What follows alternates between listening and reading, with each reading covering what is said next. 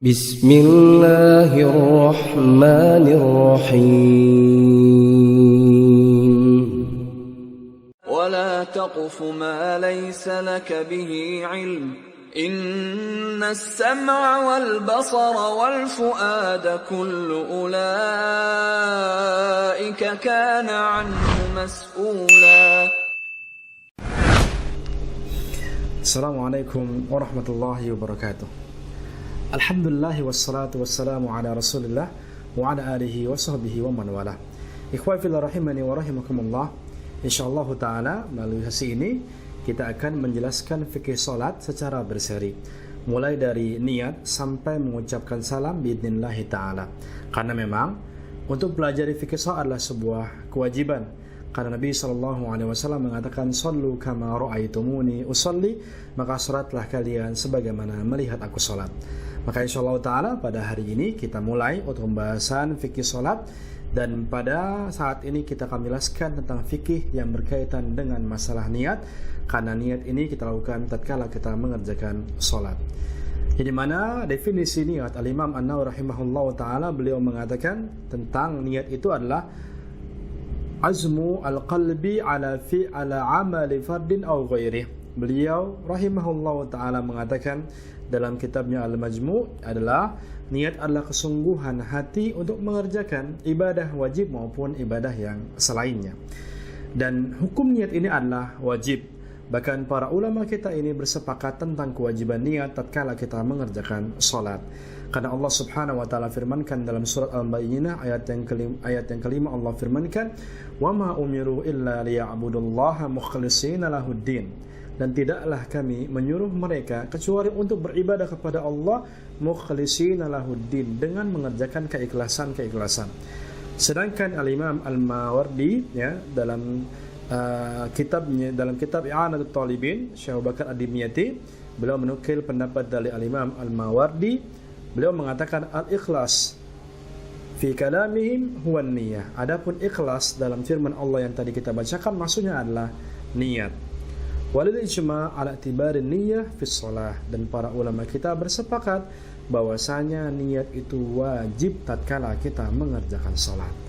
Nah, sehingga kita wajib untuk berniat tatkala kita mengerjakan salat. Nah, kemudian pertanyaannya adalah, lantas di manakah niat itu sendiri? Letaknya di mana? Maka kita jawab, niat itu letaknya ada di dalam hati. Ya, Imam An-Nawawi mengatakan, "Wa mahallun niyyati al-qalb wala yustaratu natqul lisani bila khilaf." Beliau mengatakan adapun tempat niat itu ada dalam hati dan tidak disyaratkan untuk dilafazkan ini tanpa ada perbedaan pendapat di kalangan para ulama. Maksudnya adalah, ya, tatkala seorang ini mengerjakan salat kemudian niat dalam hati tanpa melafazkannya, maka insyaallah ta'ala ini sudah cukup dan sudah dikatakan salatnya adalah sah biidnillahi ta'ala. Bahkan Al-Imam Ar-Ramli Asy-Syafi'i dalam kitab Nihayatul Muhtaj, beliau mengatakan, "Wan niyyatu bil qalbi ijma'an." Niat itu sudah dalam hati, ini adalah kesepakatan para ulama kita. Jadi para ulama kita mereka sepakat niat dalam hati ini insyaallah sudah cukup ya tatkala mengerjakan salat. Nah, kemudian lantas pertanyaan yang selanjutnya, apakah dianjurkan untuk dilafazkan? Maka berbeda dengan pandangan ulama yang tadi kami sampaikan, niat itu dalam hati ini sudah kesepakatan tentang hal ini. Adapun niat dilafazkan, maka para ulama kita di sini berbeda pendapat. Ada yang memang menganjurkan, seperti dikatakan oleh Al-Imam An-Nawawi, demikian pula para ulama Syafi'iyah yang lainnya, wa yustahab, atau dianjurkan untuk wa yustahabbu at-talaffuz ma'a al-qalb, dianjurkan untuk melafazkan niat beriringan dengan hati. Demikian pula pendapat sebagian para ulama yang lain. Namun ada juga para ulama yang lain yang mengatakan tidak dianjurkan. Bahkan Al-Imam Al-Hafidz Jalaluddin As-Suyuti rahimahullah ta'ala, beliau katakan dalam kitabnya Al-Amru bil ittiba wan nahyu an ibtida, beliau terang-terangan mengatakan ini merupakan perkara al-bid'ah atau perkara-perkara yang diada-adakan, perkara bid'ah. Beliau rahimahullah ta'ala mengatakan, wa minal bid'ah aidon al-waswasah fi niyatis shalah, Dan di antara kebid'ahan adalah was-was dalam mengerjakan niat salat. Walam yakun dzalika min fi'lin nabi, ya karena ini bukanlah perbuatan Nabi SAW. Demikian pula para sahabatnya, kanu la yantiquna bi syai'in min niyatis shalah, ya, dan karena mereka Nabi dan juga para sahabat tidak pernah melafazkan salat, tidak pernah melafazkan niat salat. Ya, jadi di sini para ulama kita berbeda pendapat. Ya, ada yang menganjurkan melafazkan, ada yang menganjurkan jangan dilafazkan. Karena para ulama kita sudah bersepakat bahwasanya niat dalam hati ini sudah cukup. Maka Allah Ta'ala alam ini adalah menurut kami pandangan yang tepat, sehingga niat itu dalam hati ini sudah cukup dinilai Ta'ala. Karena bahkan Al-Imam An-Nawawi rahimahullah Ta'ala pun tatkala membahas masalah kalau ada perbedaan niat antara dilafaz dengan di hati bagaimana.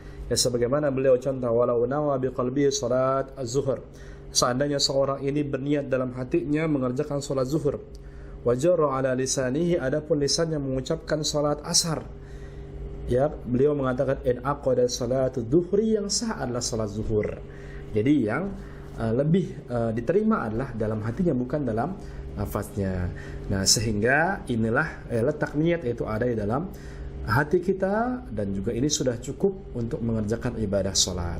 Wallahu ta'ala ala walam. Ini kiranya kita jelaskan pada pertemuan kali ini, karena pertemuan akan berseri insyaallah ta'ala, sehingga kita ambil kesimpulan bahwasanya niat itu adalah ya kewajiban yang harus kita tunaikan tatkala kita mengerjakan salat, dan kemudian cukup dalam hati saja, ya. Tidak ada perbedaan pendapat di kalangan para ulama. Adapun diucapkan secara lisan, maka para ulama kita di sini berbeda pendapat.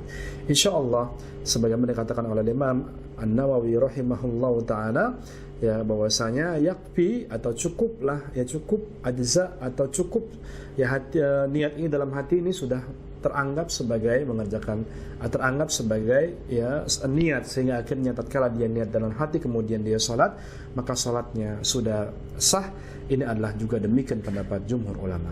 Barakallahu fikum. Dan insyaallah ta'ala di pertemuan yang selanjutnya kita akan jelaskan lantas bagaimana caranya kita berniat, apa yang perlu kita hadirkan tatkala kita niat. Demikian pula apakah ya kapankah kita berniat, apakah tatkala takbiratul ihram atau sebelumnya atau yang lainnya. Maka biidznillah ta'ala kita akan jelaskan pada pertemuan yang selanjutnya insyaallah ta'ala. Barakallahu fikum. Assalamualaikum warahmatullahi wabarakatuh.